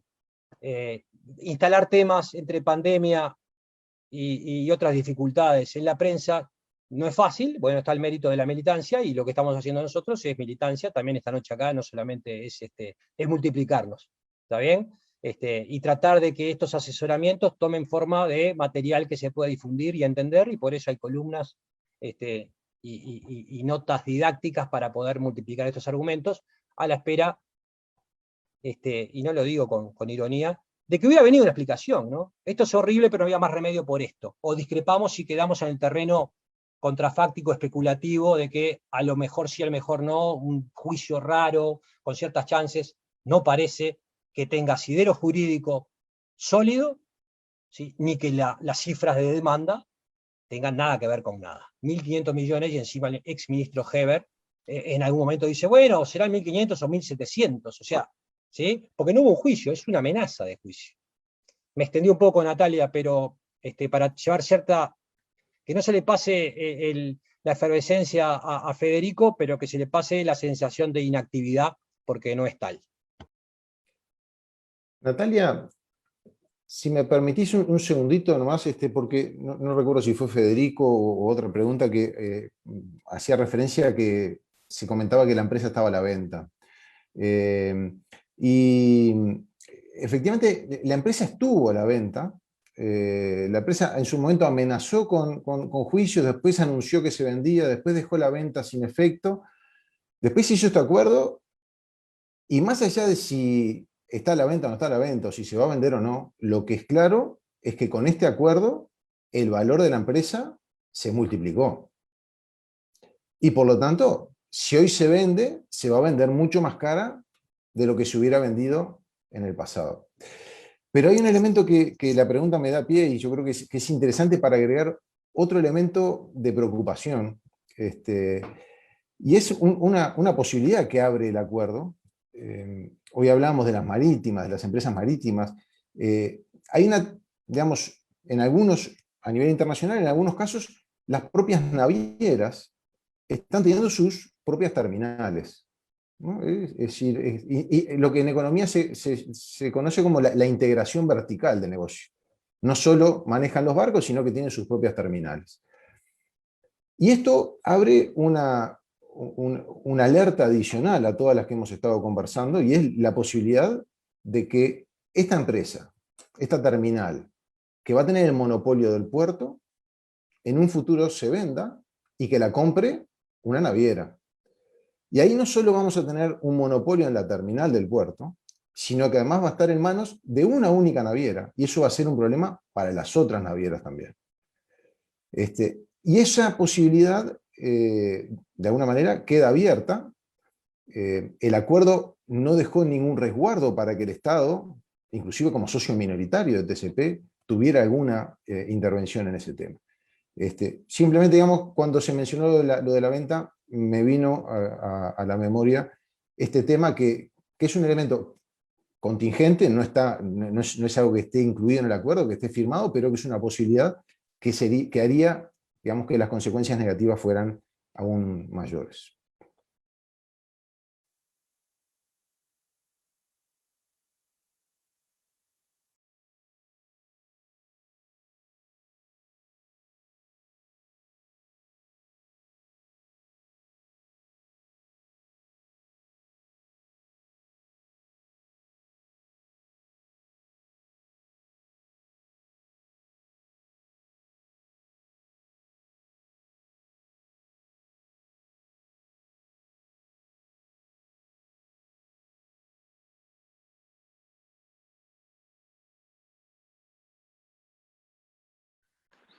Hola a todos, muy interesante la exposición de los compañeros.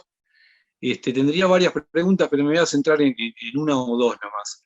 Con respecto a la carga que va a generar UPM, yo me atrevería a decir que en economía de escala la carga potencial de UPM que va a llegar al puerto de Montevideo va a terminar siendo containerizada.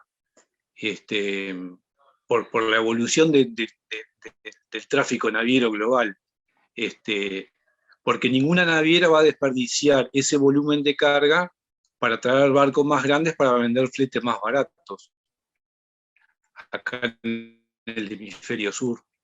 Me abre la sospecha de que, y más leyendo el contrato, que las vías del tren van a llegar propiamente hasta el portón de la calle Maciel en el puerto de Montevideo, en la terminal, en TCP, la vía férrea, ¿no? Eso también me hace sospechar. Después, el tema, también hay que ver que para generar una cantidad de 1.000.000 de toneladas, UPM, según recuerdo yo, tiene proyectado a plena producción 2 millones de toneladas por año. Eso equivale a 100.000 contenedores por año, y eso equivale a 8.000 contenedores semanales. Eso es una enormidad de carga, ya con la pasta de celulosa procesada.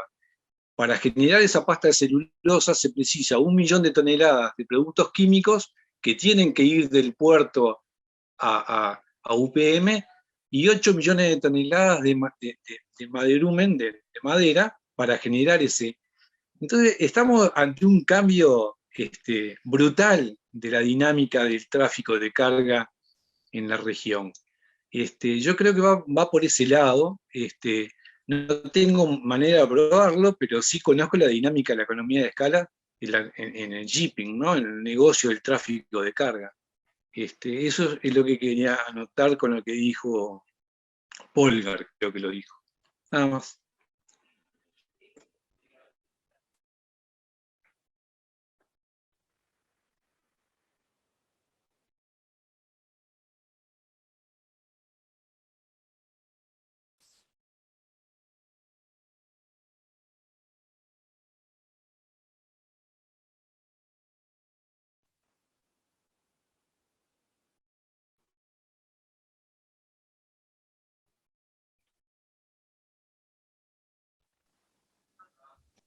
Buenas, de nuevo. Bueno, yo no quise, capaz que resulta hasta un poco ofensivo que yo haya utilizado términos de indiferencia o pasividad, capaz que en eso sí me puedo corregir. Yo creo que lo que este gobierno ha hecho una u otra vez es que su cambio de opiniones o su agilidad en cuanto a la resolución de temas se basan en la opinión pública. Y en base a eso, yo creo que la forma más más eficiente de conseguir esas respuestas que ustedes están buscando, de informes y de que no hagan más tiempo, básicamente, es poniendo el tema, intentando ponerlo en la agenda. Y por eso quiero volver al tema de los legisladores de primera línea o la figura política de primera línea que no están hablando del tema. Desde que salió, y estoy reiterativo con el tema porque es un tema que desde hace semanas que me tiene preocupado y estoy medio al tanto, y desde que se anunció hasta ahora, las cuento con el dedo de una mano la cantidad de noticias que ha habido con respecto a esto. Una nota de Uipress, una entrevista al Bicho Bonomi en Perspectiva, y la nota que hicieron en radio los compañeros, y una nota ahora del Observador que salió. Y todo muy... No sé, yo qué sé, o sea, a mí me parecería que lo más eficiente para lograr respuestas y cambios con respecto a lo que está pasando, que es un escándalo, en mi opinión, es que haya humo, que se vea, que tenga visibilidad.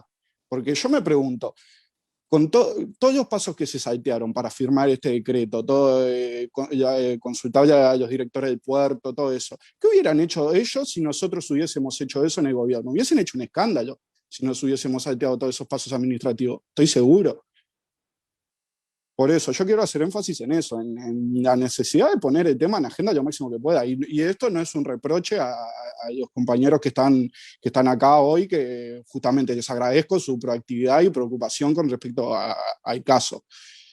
Me gustaría que nuestros dirigentes de primera línea imitaran un poco eso. Nada, eso.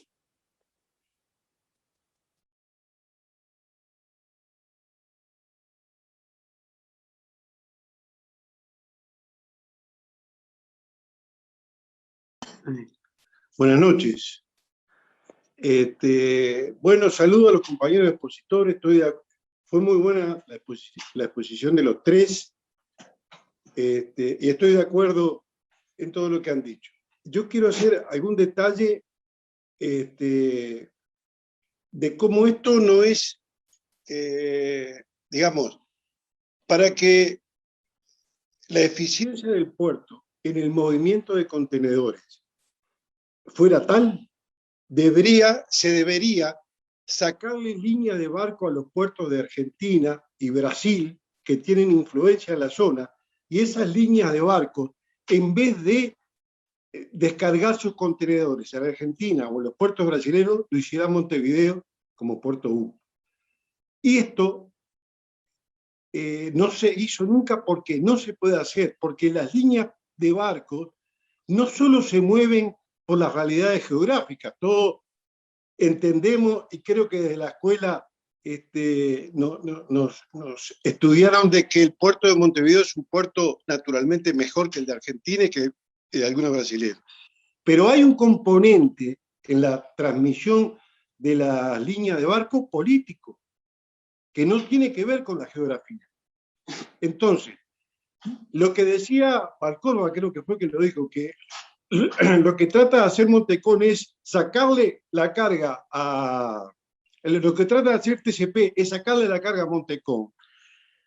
Eso no es competencia, es lo que mueve el puerto para mejorar la economía portuaria en el movimiento de contenedores. Tiene que haber nuevas líneas de barco tienen que venir acá.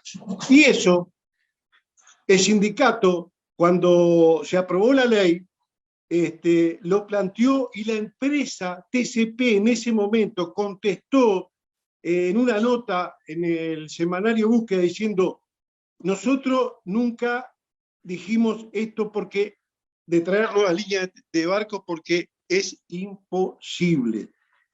Yo tenía recorte, ahora lo perdí. De ese punto de vista,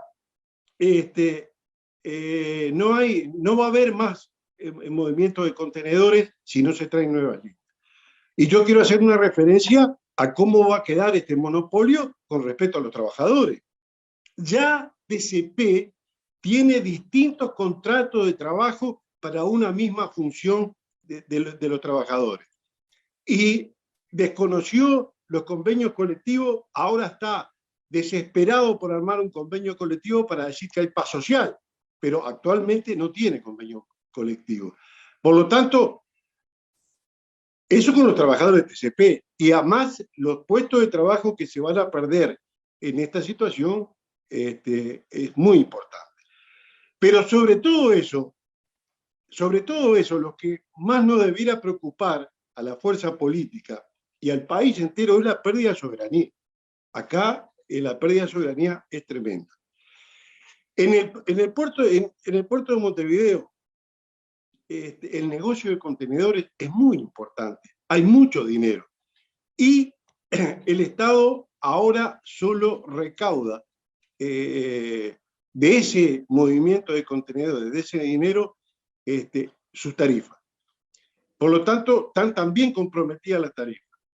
Quiere decir que hay acá una situación de que hay que ponerle mucho esfuerzo para transformarla y no dejar que este monopolio, por todos estos años, por estos 60 años que se implica, pueda realizarse. Yo sé que es difícil, pero hay que trabajar en ese sentido. Habría mucho más para decir, pero bueno, saludo a los compañeros y a luchar por esto, ¿no?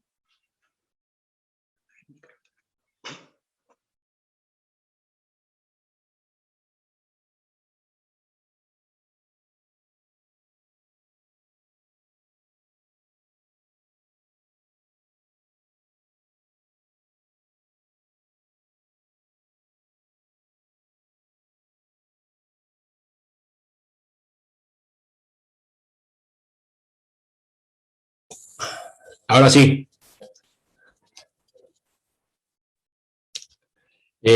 Bueno, saludos a todos los compañeros y felicito a los expositores porque, digo, ya los había escuchado varias veces en radio, y la verdad que los argumentos son muy claros.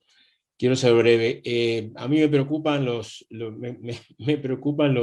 digamos, las connotaciones jurídicas, y aparentemente estaríamos atados de pies y manos con el tema, pero escuché al compañero Burtin que habló sobre que constitucionalmente para otorgar un monopolio a una empresa privada se deberían contar con los 2/3 de la Asamblea General. Digo, en este caso no es explícito, pero de hecho se está otorgando un monopolio.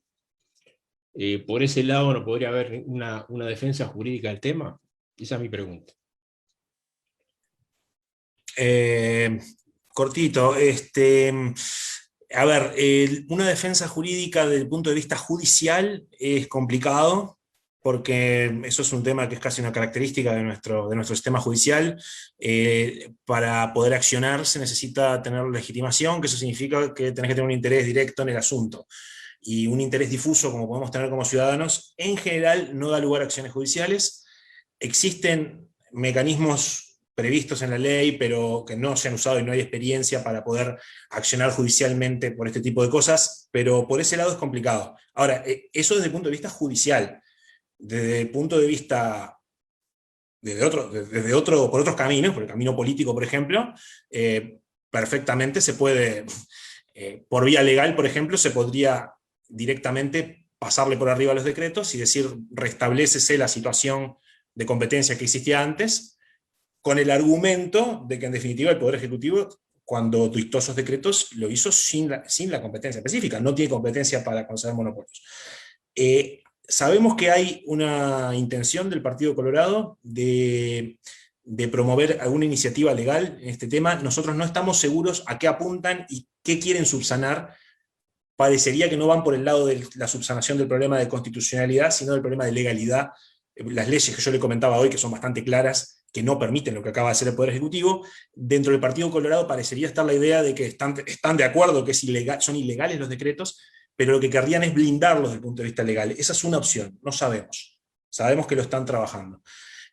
Ahora, desde el punto de vista de defender la Constitución frente a lo que son estos decretos por el lado de acción ciudadana, lamentablemente no tenemos, a mí no se me ocurre ningún mecanismo. Alguien comentaba lo del referéndum. El referéndum es un mecanismo que está previsto para leyes. En el caso de un decreto que la población no le guste, es complicado. Se podría ir por una iniciativa legislativa popular, pero no es un mecanismo que sea amigable, ni apto, ni eficaz para evitar esto. En realidad, lo que tenemos que hacer, para mi gusto, es mover el tema políticamente, y si hay alguna irregularidad que implique consecuencias judiciales, hacer la denuncia correspondiente. Creo que por ese lado es donde pueden estar los caminos.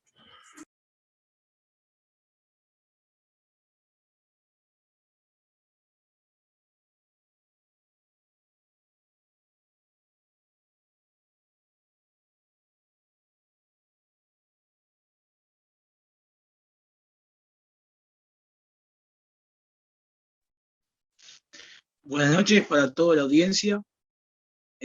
Bueno, soy trabajador para la empresa Montecom. Y bueno, todo esto obviamente nos tiene bastante latentes, involucrados en el tema. Nos preocupa qué va a pasar en un futuro con las fuentes laborales, obviamente, y con el país. Bueno, mi pregunta es, está el proyecto del canal de Magdalena. ¿Qué va a pasar cuando culmine ese proyecto del canal de Magdalena, teniendo una empresa privada, una concesión por 50 años, parte del puerto? Y si ya está culminado ese canal, digo, ¿cuál sería el propósito en sí de un puerto ubicado geográficamente, estratégicamente, naturalmente? ¿Cuál sería el propósito de tener una concesión por 50 años si un proyecto del canal de Magdalena está culminado? Cuando los barcos pasarían por esa ruta evadiendo el puerto de Montevideo, ¿no? Primero eso. Y bueno, estamos haciendo lo que podemos a nivel sindical, ¿no? Y se está complicando un poquito, pero ya le vamos a buscar la vuelta. Vemos que están todos metidos en el tema. Y bueno, como hablaban los compañeros, la idea es tratar de conservar las fuentes laborales, y más como en el medio de esta pandemia, ¿no?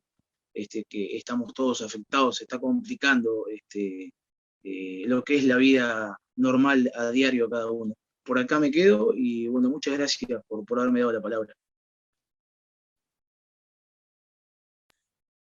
No sé si Jorge o Martín quieren hacer un comentario respecto de esto. Yo cortito lo que diría es, la pregunta es muy buena, muy importante, y sería más adecuada para alguien que tenga más experiencia en materia portuaria, que nosotros, como le comentaba Jorge más temprano, estamos metiéndonos en este tema, no es nuestro mayor expertise, pero lo que sí te puedo decir a título personal, que lo que planteas acerca de que el canal Magdalena podría implicar que que el puerto de Montevideo a corto plazo, a mediano plazo pueda perder, o más bien a mediano y largo plazo pueda perder carga y se vaya para Buenos Aires. ¿Cuál sería la lógica de ampliar el puerto de Montevideo?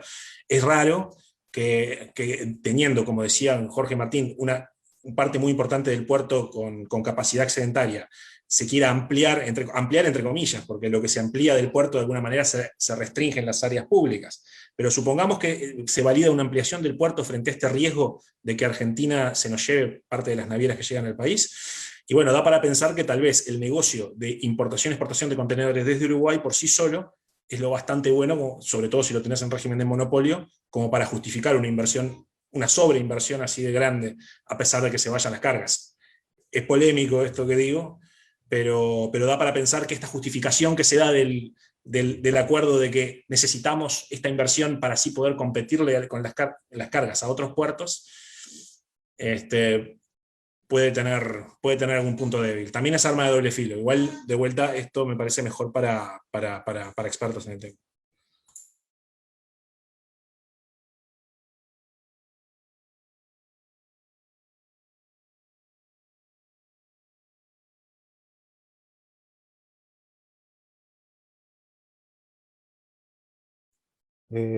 Digamos, yo no tengo mucho más para agregar.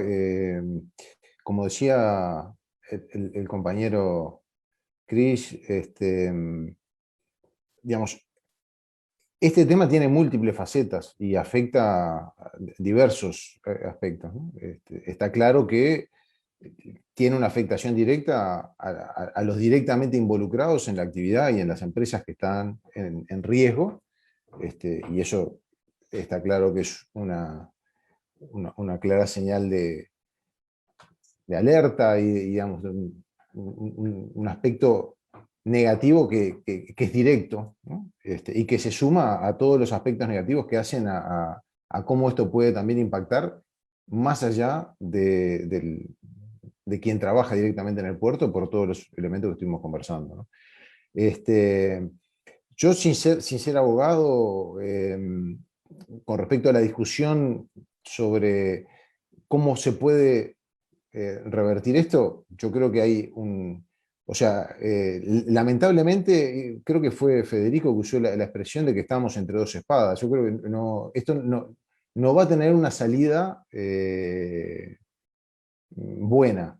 Digamos, en ningún escenario yo visualizo una salida que sea positiva. Creo que no hay espacios para una salida positiva y se trata, por lo tanto, de elegir la salida menos mala. ¿Por qué digo esto? Porque ante la hipótesis de que se recurra contra los decretos que son los que modificaron la operativa del puerto, y que, por ejemplo, lo haga la empresa Montecom, porque es directamente afectada y tiene digamos, posibilidades de recurrirlos, y por lo que tenemos entendido digamos, es altamente probable que los recurra, eso haría caer digamos, el monopolio, pero nos generaría un perjuicio económico por el reclamo, como decía Darío, que vendrá, digamos, de Catón Latín por las expectativas de beneficios que el acuerdo le había generado a largo plazo, y a plazo muy, muy largo. Entonces, eso que podría resolver, y cualquier otra alternativa que haga caer los decretos, que haga caer el acuerdo eventualmente, nos soluciona los problemas negativos. Martín, el micrófono. Que sin querer toqué acá el ratón y se apagó. Perdón, no sé cuándo fue que me silencié, pero en cualquier escenario que haga caer los decretos, que haga caer el acuerdo, se solucionarían los problemas en cuanto, digamos, negativos que generan el funcionamiento del puerto y a la economía del país y a la capacidad de generar empleo y al encarecimiento del costo de la producción y demás, y todos esos elementos que estuvimos conversando, pero nos queda, digamos, la otra espada, que es el reclamo que Catón Latín va a hacer por un acuerdo que firmó el gobierno y que le generó una expectativa de tener importantes ganancias a futuro. Por lo tanto, lamentablemente hay que seguir trabajando, primero para transparentar. Acá hay muy poca información, el gobierno no ha aportado la más mínima información necesaria para poder hacer una evaluación que justifique las decisiones que tomó, y por lo tanto esa es una primera tarea a nivel parlamentario, que es en lo que se está ahora, tratando de recabar información. Luego seguirán todos los caminos en la arena política, los caminos judiciales, y en definitiva, en lo que a nosotros nos corresponde también, el camino de la denuncia de un acuerdo que entendemos que es terriblemente negativo, y que por lo tanto es importante que toda la ciudadanía tenga capacidad de poder conocerlo y evaluarlo, para también valorar las decisiones que quienes tienen la responsabilidad de tomar decisiones que afectan el futuro del país, bueno, que la ciudadanía también pueda evaluar las decisiones que van tomando.